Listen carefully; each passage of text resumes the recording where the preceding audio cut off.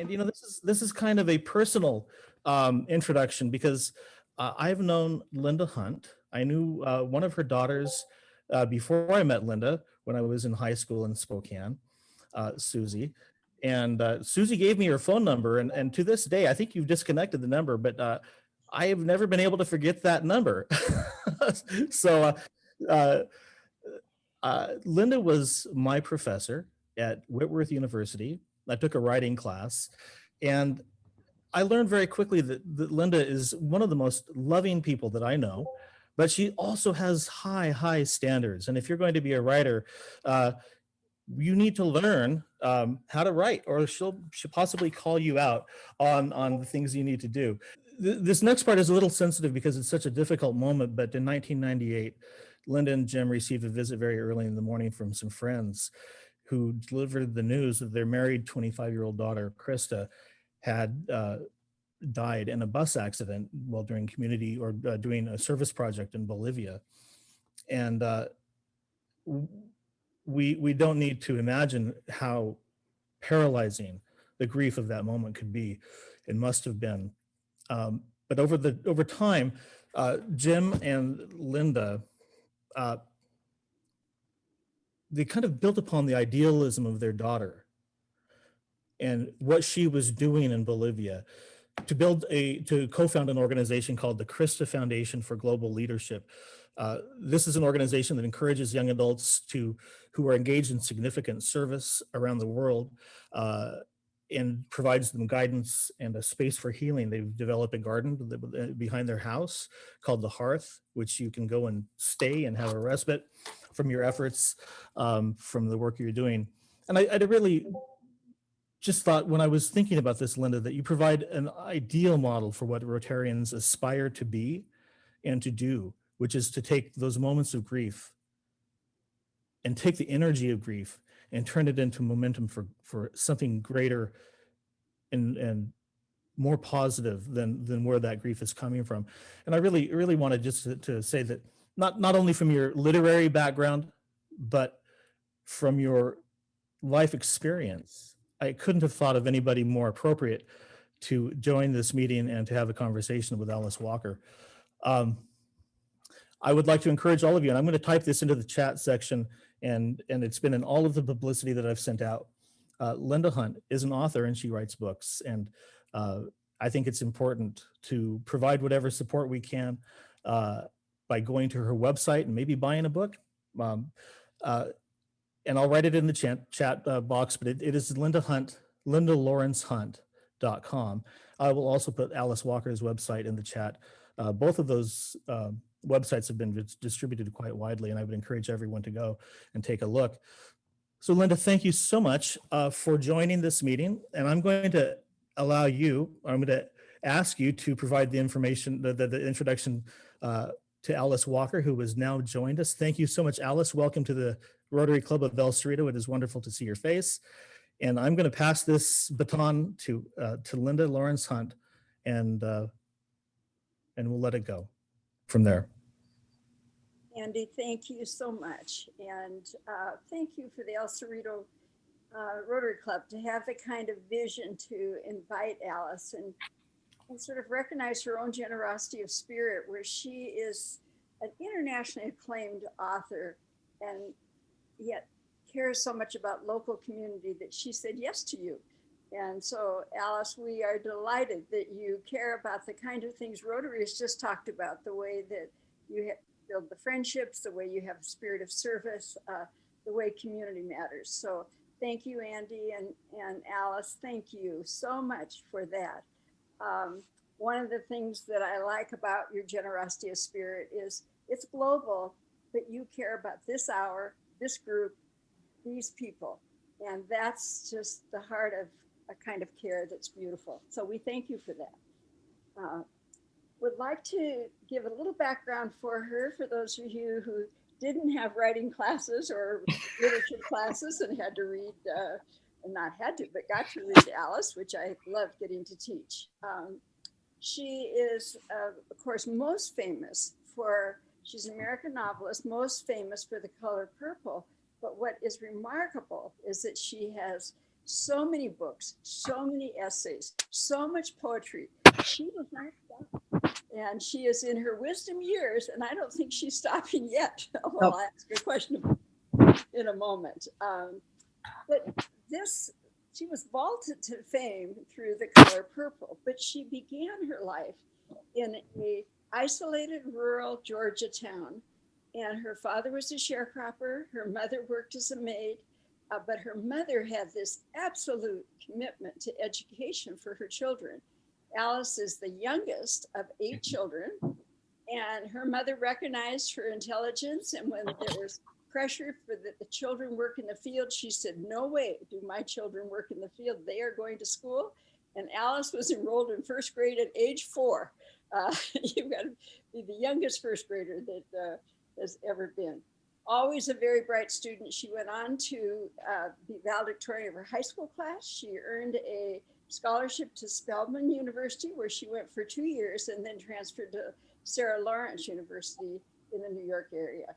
Um, but her published works began and have emerged from her experiences, especially The Color Purple in that small town. And she has brought that to life for readers around the world. Alice, one of the things that was really fun was I was reading your poetry from poetry sections online. You have a whole international group of followers that read your writing from all over the world, and it's beautiful to see. great. Combined with that, that would be enough for most people in life, but combined with that, for 50 years, she's been a very active social activist. And that has drawn her around the world also. We'll talk about both her writing and her social activism in a little bit later. But I'd like to begin with actually, because this has been a really hard year for almost everybody, um, people who I've been asking people, what would you like to ask her? And one of the things people have wondered is, how has this year been for you, Alice? And where are you, as we are all been in quarantine, but where have you been feeling most alive to what's going on in the world? And for where have you been able to foster joy in the middle of this year? Oh dear. I love art. I love writers. I love reading new books. I've immersed myself in old and new adventures. I just recently totally loved the United States versus Billie Holiday, for instance, which is on I think Hulu. And then for the last couple of nights, I've been studying by way of a PBS special, Ernest Hemingway, whom I loved, as I was learning to write and growing up. And what's fascinating is just to see how we can look at some of these earlier adventurers and understand them in a completely different way, a completely new way. New things I've learned about Billie Holiday, for instance, new things, many new things about Hemingway and his father, and that whole business about all of them or a lot of them committing suicide. What was that about? Um, so we can really look back at some of the people that we just saw as icons, and we can see sometimes their feet of clay all the way up to the neck, and then we get to decide if we still care about them. And I hope we do, because mud can travel no matter who you are. So I've been actually pretty happy. I I love solitude, so I spend my time a lot of the time in solitude. I love my friends, and I see them occasionally. They look really cute with their little masks usually. Yes. So yes, that. Alice, my husband says that the pandemic was made for introverts because you get to read all that you would like. you you get to write. Are you doing much writing at all during this time? I write every day, pretty much. And if I'm not writing something, I'm mulling it over. And that's why I have a website. I decided in 2008 that I wanted to go direct, because it's a real Aquarian thing to want to travel on the air. And so I write there. I have written, actually, what happens though is that, my publisher sees a book on there and wants to publish it But I wanted, before the publishing of a book, I wanted poems and observations and essays and things to just go directly to people free of charge. I mean, you can just, if you have a computer, I mean, well, you have to buy the computer, but if you have a computer and you're interested, it's there, you know, and I totally like that. Andy's putting your website out there, but why don't you remind people the name of it right now? Alice Walker's Garden. Yes, isn't that marvelous? Alice Walker's Gardens. And the reason it's called Alice Walker's Garden and not somebody else's garden is because my mother actually had a garden, I mean, many gardens that were, you know, food and flowers and all of that. And I have that too, and it's a part of my life. But this garden that I'm talking about is actually our planet and the people and the beings on it. And so that's basically what you see when you go to my website. You see that I'm, you know, I'm everywhere. I mean, I'm in Myanmar, you know, trying to knock on Aung San Suu Kyi's door, but can't do it, of course, because they would have arrested us probably or whatever. But anyway, you know, China, Gaza, I'm you know, close to so many different kinds of struggles in the world and peoples in the world, and I love them so much. And I wanted to be with them. You know, I don't imagine that I can, you know, do very much because, you know, I'm 5'3" and I'm, you know, 100 and something. And but I feel there is power in witnessing, and there's definitely power in standing close to people. And that's one of the things that is being discovered, that part of what's happening as we are separated with 6 feet apartness, we lose the power we actually gain by standing close. Mm-hmm.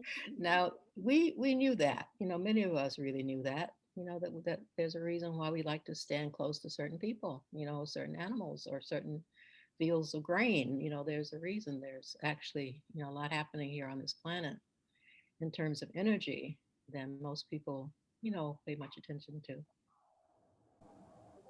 I hadn't realized that the garden part was, I instantly assumed the garden was tied into your mother's garden. And at one level, it sounds like it is, but I hadn't realized that you're using that as a metaphor for the planet, although I've seen much of your care for the planet has been expressed in many ways.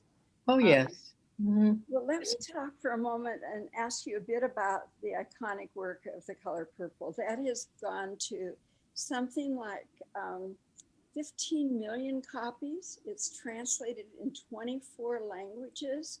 One of the things that you said once was you said um, that I do a lot of spiritual preparation so that characters evolve from what feels like a state of grace. And you also mentioned that I start each book when it's ready, not before. What were the events that this book is so iconic, and it's really one of the books of the century. And what were the things that moved you to finally both think about it and then be ready to write? I loved my grandfather, you Okay. know, just very much. And I lived with my grandparents when I was 8 and I had been injured and I was in need of, you know, care from grandparents. I mean, that's what grandparents are really good at if they're on the job.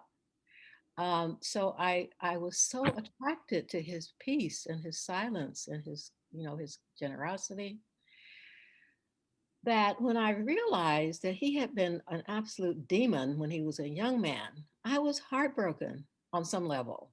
I couldn't believe it. I thought, well, that's not the man I know. I mean, what, you know, what's up with that? And also my grandmother, who was my step grandmother, you know, this was when I was 8 years old, living with these two old people, wonderful old people.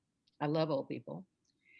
And I wanted at some way, some time to reconcile the stories of their early years with what I encountered, which was absolute grace and peace and love. A big example of that, which I like to tell, is how I actually ate all of his seed peanuts. And this was serious because, you know, they had to save them year to year. They couldn't just go out and buy them. And I heard not one word of reprimand ever. And it was all about baby Alice, if you're going to eat the peanuts, great.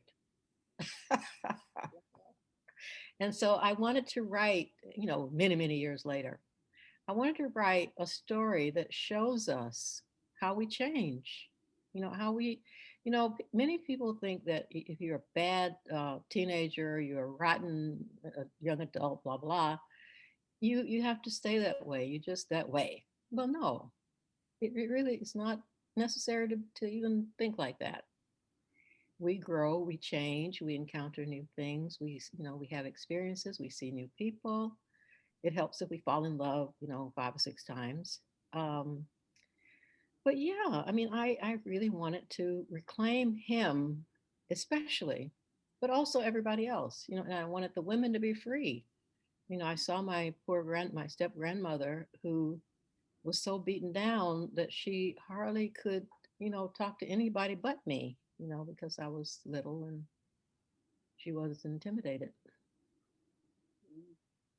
And I think this story connects around the world because we all have this. We have grandparents, who are mysterious beings until we see, that life is like that we change, we grow.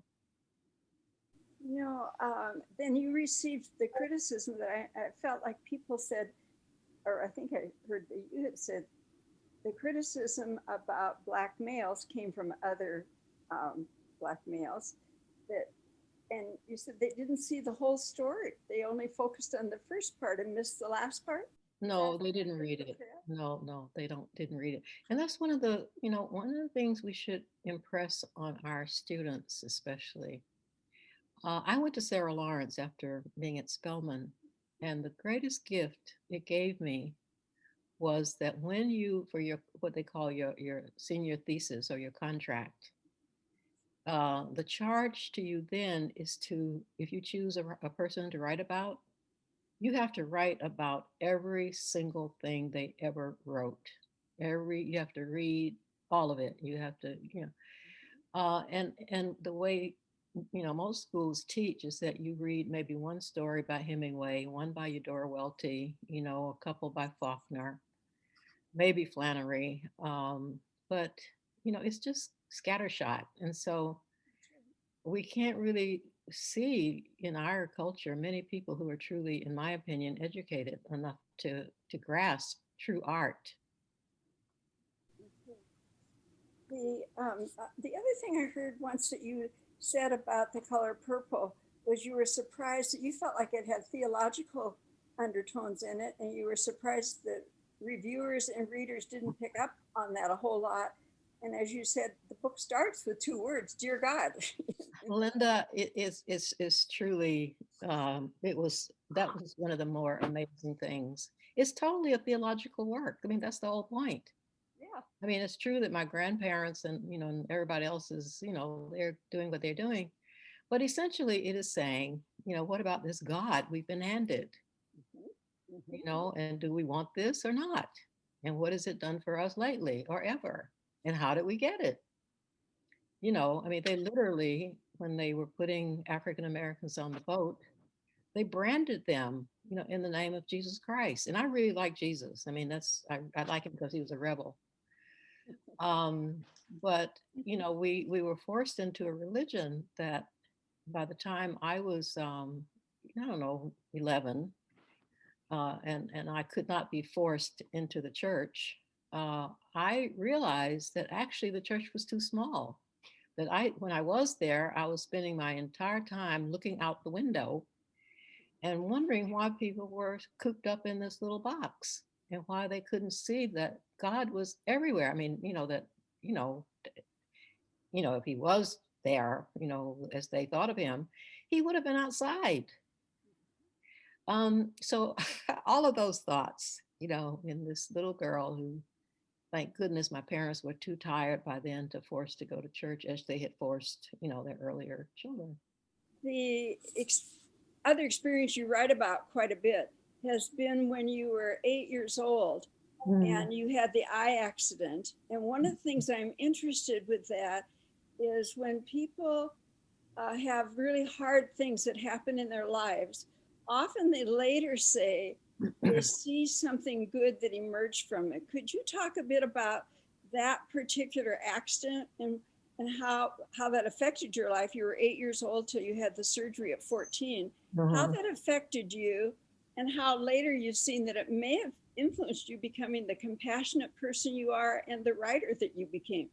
I think all of that is true, but I think it's more important to look at something that I think came of this that I have struggled with over the years.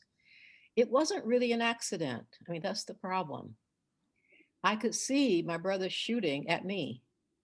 Now, the accident may have been that instead of hitting me in the, ear, he hit me in the eye. But for a child, the conundrum of whether something is really what your grown-ups are saying, but it really was deliberate, that the actual shooting was deliberate.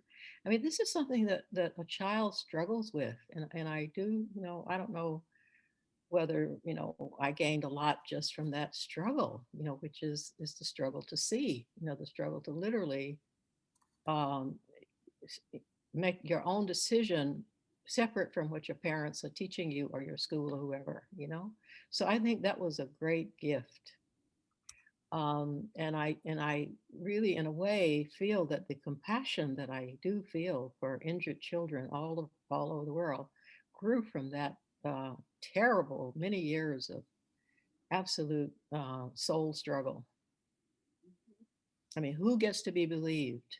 Who gets to have a say? Does a child get to even say?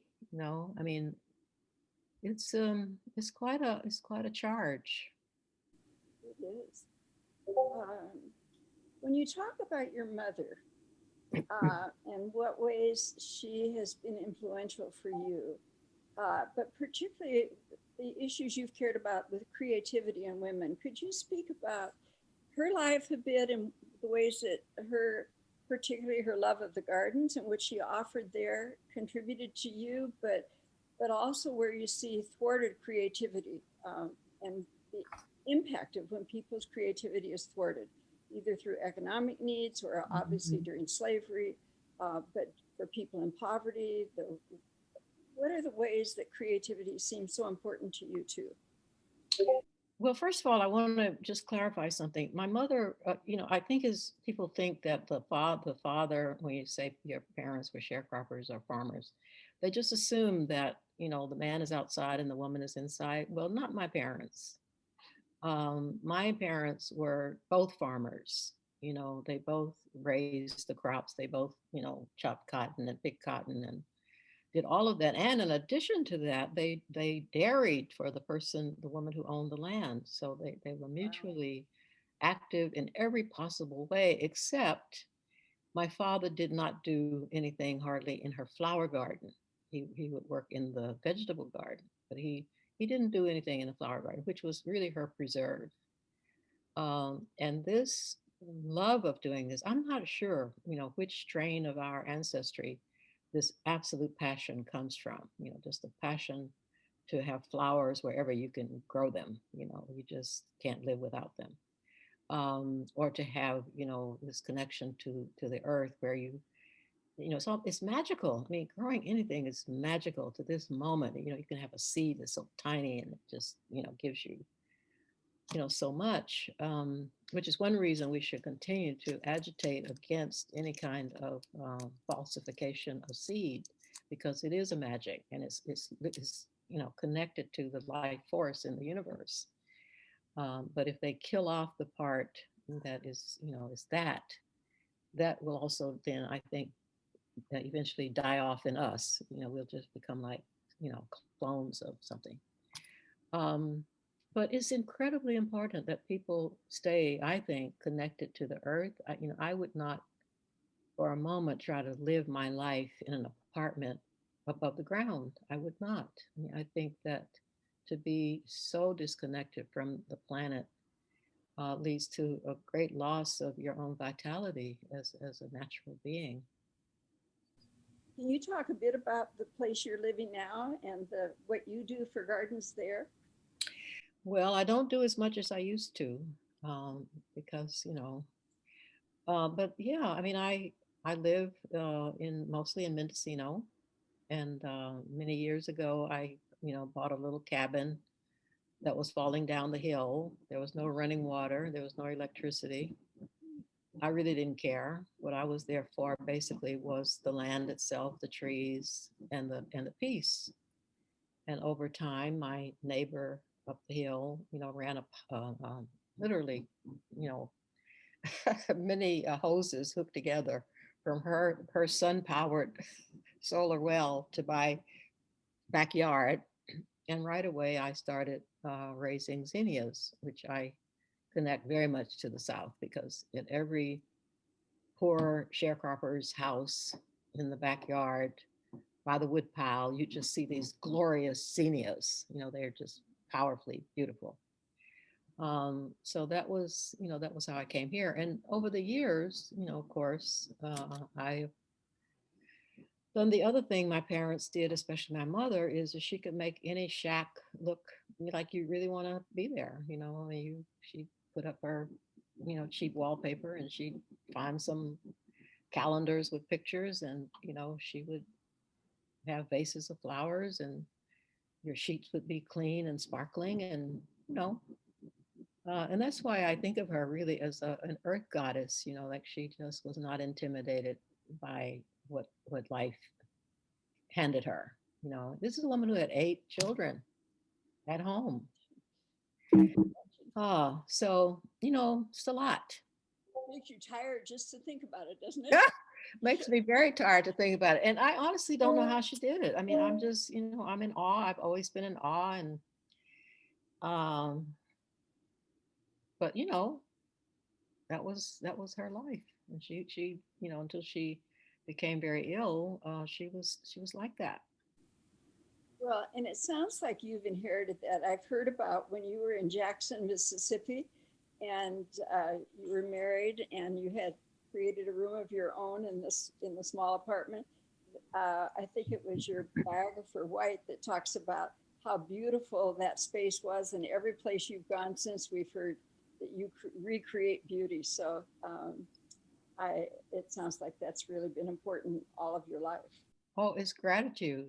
I mean, how could we not look at this planet? If humans didn't ruin it, you know, um, it's incredibly fabulous. There's so much wonder, isn't there? I agree with you. You see a seed, it just feels like a miracle that that seed becomes a zinnia or becomes an eggplant, Hmm. whatever. We've done gardens around the Krista Foundation hearth, and they're very healing. It's been our experience. When Hmm. we've had sorrow, the gardens bring us back to life in many Hmm. ways. And And what a wonderful way to remember your daughter, Krista. oh, it is. It's made Hmm. a huge difference, and to share her with people Hmm. through that beauty, which has been Hmm. marvelous. Now, one of the things I think breeders have appreciated about you, Alice, is that you embrace the totality of life, as you even said when you talked about your grandmother and grandfather, who they'd been, and then who they became. But it seems with all of your characters, there's some deep appreciation for the complexities of life, that very human. Um, and you've also said life is not always bright and cheerful and sunny all the time, but the growth can sometimes come out of that. Are there any other examples where you have seen where there's significant suffering because you've walked alongside people in suffering around the world? Oh, absolutely. I mean, anybody who is in love, for instance, and you had a breakup of any sort, uh, um, you don't even have to hardly go any farther than that. I mean, we could.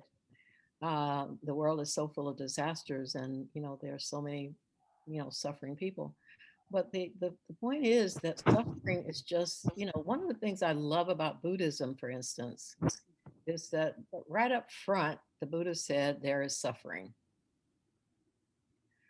Ah, so glad to hear you say that, Buddha, because we start thinking, many people really do think that this life is about getting through it without suffering, and it cannot be done, you know. So I think we learn as we go to accept that this is just what happens here. Now, maybe on, wherever, they don't suffer. I mean, but here we do. We do. We just do. And then the thought is that you learn how to do it. And this is why spiritual practice is important. And this is one of the points most often missed, that you can actually learn how, that you don't have to, reach for the Valium right away, or or do something um, that's really going to be harmful eventually to you or other people. You sit there, on your wherever cushion, and you learn how to accept what is happening. You just accept it, and then what? Then what? And because there is always a what, you know, to ask, there's an answer. There's something that eventually evolves, and it comes to you. And this, I think, is a place where you can, we can teach people to trust that this is how life works. Can you describe a little more your own particular spiritual practices and how those may have evolved over the years in meditation or other means? Well, yes. My favorite spiritual practice was actually learned when I was a child, and then when I grew up, I realized it was very Buddhist. But I used to be left alone a lot, out behind our little shack, and the big pen and the chickens, and I would walk along in this. Unknown caller. Oh dear, I'm sorry. No, thank you. I don't know about how we. A friend or family member who recently traveled with Marriott recommended you to. These gadgets. They seem to be, they seem to be everywhere. I know. Interrupt us. But anyway, I don't know where was I with that? Spiritual practices, and you said when you were a child. Oh yeah, no, I learned to love solitude. I absolutely, in a way, I had to. But there again, sometimes you have to do something, and what you discover is that it's very simpatico with your soul. And so I learned to enjoy being, in among the trees. And I don't say in nature, because I find that such a nebulous description of this, and you don't even see it. But to be out there in solitude with all these incredible trees and all these things happening. Like this morning, I was out walking, basically talking to my trees, and just marveling at how, for instance, the fig tree, which did not have anything happening, I thought 2 days ago, now every little branch has something green on the end. Now, how does this happen? And I love spending my life basically in this reality, because I so marvel at it, and how it is that people often don't, or don't even see it. It's just I just in this line about if you walk by a color purple, a field of purple, God will be pissed. You've said it better than I'm saying it, but no, that's okay. But yeah, no, it's about, and let me just, can I just say this, that when they were making the movie, they missed the point entirely about the color purple, really. They did think of it like a field. So Steven Spielberg, actually, bless his heart, and I adore him, but he made a huge field of, you know, flowers that's supposed to be purple. They're not really purple, but anyway, they were trying to make them purple. But the point is not that it's big. The point is that it's tiny. That you wouldn't miss. I mean, you would walk by, really, you would see that. But the real thing is to see what is small, to see what is hidden, to see what is quiet. But that's when you really start to see. Anybody can see or feel, but can they see that little tiny thing that comes up in the spring that you can bear? You have to get down and really look at it. I remember when we had a praying mantis that was on a red dahlia one day. And Marla Hyder, a student friend of mine, and I spent, I think, 30 minutes watching it. It was so fascinating. Mm-hmm.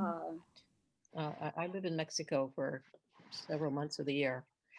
And I have these big pots, they're the big ceramic pots made by local people. And I had loved this one because it had big iguanas on it. And iguanas, to this day, they scamper across the patio, and my dog loves to chase them. But anyway, so they there they were, these iguanas. And you know how iguanas have their heads, like. But one day, for some reason, a couple of the heads of the iguanas were knocked off, and a friend came and said, "Oh yeah, well that pot's gone. You can't reattach the heads and blah blah blah."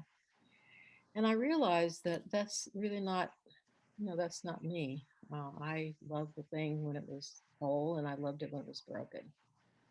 And so that was the beginning of that poem, that I kept that. And then that led to other, things that were broken in terms of family, in terms of friends, in terms of places and events. And I chose to keep them. Um, And part of the reason that I kept them broken, is because I also keep myself. Yes, I think it's a poem that affirms that we don't throw ourselves away. That it's important and actually in Japanese culture there's I think there's something called, is it wabi sabi? But the whole aesthetic of it is that you have things that are kind of worn down and kind of shabby, and you keep them because that is beautiful.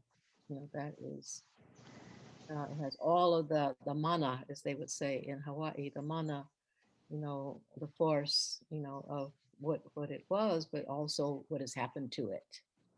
So that's why we love old people. We love old people because there's all the stuff that was there that maybe was there before you were even born. And then there's all the stuff they have now, and you don't throw them away because, people throw away things that they think are no longer of use. You keep that. You learn to cherish it. And if you don't learn to do that and to cherish it, you don't have much of a future yourself. So contemplate that, and it will be very helpful. Well, you do have to love yourself. And if nobody else, joins you, that's, whatever. But it's pretty terrible out here in this world. If you, don't have that. And so part of, um, meditation, for instance, and part of some practices, again, Buddhism, where you get to call on people and send them metta, loving kindness. And then you learn to send loving kindness to yourself. You deserve, you deserve your own compassion. You do. I mean, you may be, you know, acting out in some terrible way today or tomorrow or next week, but that's not forever. And you don't have to feel like it's forever. So a certain amount of faith is also called for, like I'm not doing so great at the moment, but my intention is that I can improve this, and you can, just. And also, and I like to talk about this because I do love nature, and I just am. Uh, the other day, I like oysters actually, and I was trying to, I was trying to open some uh, because a friend had left them, and they had the most amazingly difficult shells I have ever in my life seen. But I was, there I was trying to open these oysters with the little knife, I mean, I could have damaged myself really because I'm not good at that. But I was thinking how incredible the oyster shell was, and how ingenious, and how the oyster was not interested in my dinner, in being my dinner.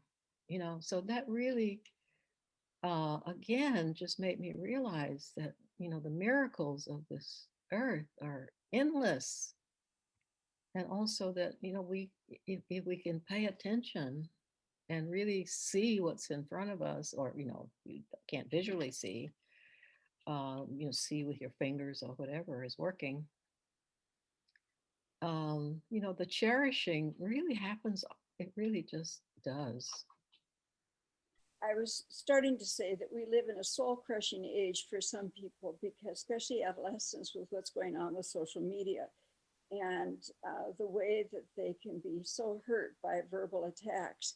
And you have all the international fame, but it's also made you a target for criticism. And then you've taken bold, courageous steps to support others that some people disagree with the particular issues. And how have you found the best ways to be resilient in that? And do you have any guidance for young people who might be experiencing that kind of social media pain and hurt? Well, my daughter doesn't let my grandson have social media. And I think that, that's a possibility, really say no to certain things that harm you. I mean, if we can't learn to do that, we're pretty done for. But in my own case, yeah, I have been, a real target for some people who apparently, unlike me, don't have a lot to do. I mean, and they're not noticing, how the crocus is coming and the bats are, hiding in the sunbrellas. And, I marvel that people actually have time, limited time. We have a really limited time on the planet, no matter how long we live. And to waste it by trying to make other people unhappy, it's almost beyond my comprehension. And so I feel for them. I mean, I think they're just missing the boat. Um, because if they actually had a life, as I do, and many people do, they wouldn't have time to be even thinking about you. And why would they? Why would they be caring? What you wear or what you look like, or I mean, I think the children are concerned about, their noses or do this or their chins or whatever. But why would anybody be, you know, it just shows that they have a paucity, little in their own lives, and that is what needs to be worked on. So whenever you are attacked, just think about that. Like here I am, sitting, on my farm or, grubbing in the dirt trying to grow something, or going to another country and trying to understand why people are suffering or, whatever. And here are these other people, usually nameless. Now, I find that really appalling that people can't even have the courage to say, as they're throwing the rock, this rock is from, Johnny or Marion. I mean, have that much courage at least. But there they are, because you're visible, they're throwing stuff at you. Um, and I think I learned in Mississippi, when I was out of my teens by then, I was in Mississippi. I was illegally interracially married because, they, I mean, really, they, the people really thought that you could keep people permanently separated, even if they loved each other. Well, you can't. Forget it. If people love each other, they'll find a way. And we did. But part of it was learning to walk down a street in Mississippi, holding hands and waiting to be shot. You know, and if you can do that, and you live through it, um, you accept. Oh, I can be, I can be moved out of this reality, fairly easily. And that requires then that you fortify yourself, so that you can take it. You have to. There's a lot that you have to take in the sense of just coming to peace with it about what can happen to you. Yeah, and you have done that. And with that, I'd like to talk. We only have about 3 or 4 minutes left. Want to talk about friendship circles. You said it's really essential that especially for women, that you have a circle that at least once a month, maybe more if you can. How have those been important for you? And is there a time when you found that during these hard times, the circle of friendship really has made a difference? Oh, a circle is totally crucial. And I did have two going for 10 years, a Buddhist one and also Women's Council. And I would say they're both important, but I would say for women, especially, a Women's Council is crucial because otherwise it's very difficult to know, to have the wisdom, of these incredible, colleagues. I mean, women, strong women, or women on the way to being stronger, constitute this incredible force. It's like, spiritual vitamins or activist vitamins. You just kind of sort of play off each other. And you don't even have to have an agenda. You don't even have to have a subject. It goes back to what I was saying about how we heal each other by being close. When you're in a circle of kind of activated people, because I've also had some circles that had, men. In fact, my Buddhist circle, which was wonderful, was all women except for one man, Jack Cornfield. And we met for 10 years, and it just made such a difference in how we then could see the world as not something that's in fragments, but rather as something that is capable of coalescing, in a way, making its own circles. So the strengthening of that is what I would really hope for everybody, and really for students too. I mean, this is a time when I think activist students could make circles and learn a very important thing, which is not to have an agenda. You're meeting to meet. You're meeting to be together. You're not there because you have some, but the magic of this way of doing it is that whatever needs to appear to evolve out of your togetherness will come.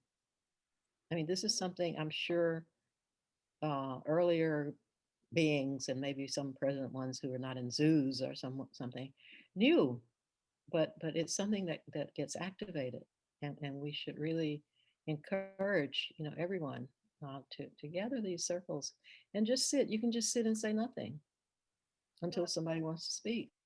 Got like the Quakers. When Mother Teresa came to town, to America, she said the great poverty in America is the loneliness, and the circles would keep you from that kind of loneliness. I know that we're needing to conclude. There's a friend and a student who is at Boston University School of Theology. She's a young African American woman and mother, and she has been so moved by your writing, and especially your ideas on womanists. So this young African American woman, who's a theology student at Boston University at the moment, has found that your concept of womanists has given her a big enough umbrella to really belong. And she is so grateful for your bravery and courage. And she said to be sure to tell you thank you. So on behalf of Chastity, we say thank you. And thank you to Dave on behalf of Rotary. It has meant so much for us to have your wisdom and your time. And Andy, thank you for inviting her. And finally, to Linda Lawrence Hunt and Alice Walker, we thank you so much for spending time with us today. It's an honor